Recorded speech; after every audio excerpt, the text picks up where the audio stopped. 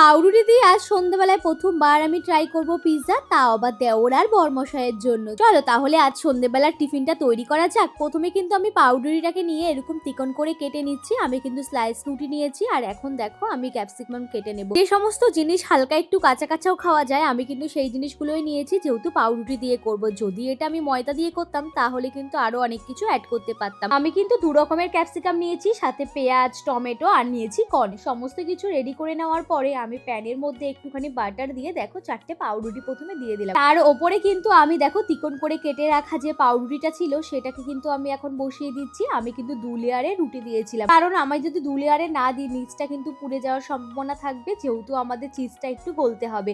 এবার এর মধ্যে আমি দিয়ে দিয়েছি সস, এটা কিন্তু পিৎজা সস, তার সঙ্গে ছিল একটুখানি মিউনিস। মিশিয়ে দেওয়ার পরে সমস্ত রকমের ভেজিটেবল গুলো দিয়ে আমি কিন্তু এখন এটাকে সাজিয়ে নিচ্ছি। ভেজিটেবল দিয়ে সাজিয়ে নেওয়ার পরে কিন্তু বোঝাই যাচ্ছে না এটা একটা পাউরুটির ওপর করা হয়েছে। ওপর দিয়ে কিন্তু ভরে ভরে আমি এখন চিজ দিয়ে দিয়েছি। তার উপরে অরিগানো আর চিলি ফ্লেক্স দিয়ে দিয়েছি, দিয়ে দিয়েছিলাম হালকা একটু চাট মশলা। দেখো কি দারুণ লাগছে এটা দেখতে। পিৎজার মধ্যে অরিগানো আর চিলি ফ্লেক্স এর ফ্লেভারটা কিন্তু আমার দারুণ লাগে। যখনই আমি দোকানে খেতে যাই তখনও কিন্তু ওদেরকে বলে দিই এগুলো একটু বেশি করে দিতে। পিৎজা তো হয়ে গেছে, চলো এবার ট্রাই করা যাক। স্পেশালি কিন্তু আমার মনে হয়েছিল যে ব্রেডটা আমরা দিয়েছিলাম ওটা কিন্তু 3-4 লেয়ার দিলে ভালো হতো খেতে, কারণ নিচেরটা কিন্তু একদমই পোড়া লেগে গেছিল। ভিডিওটা তোমাদের কেমন লাগলো জানি।